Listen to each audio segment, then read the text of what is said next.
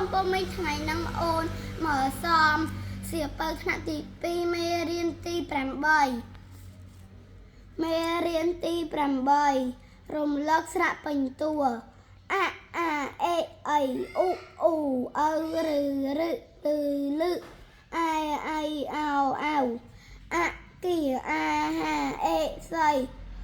អ៊ូកញ្ញាអៅតាន់អៅពុកឬសៃរឡាប់អោសតអៃដលអៅពុកអែរត់នៅរស់នៅឯណាពូអោមដកក្រអៅឈោកនៅឯបងអេឡូវនេះជំនូនរបក់ពីទិសឦសានពូ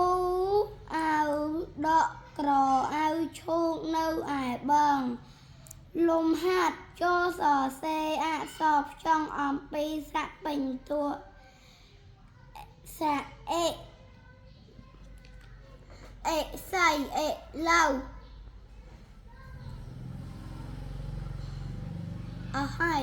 ជំរាបលាចា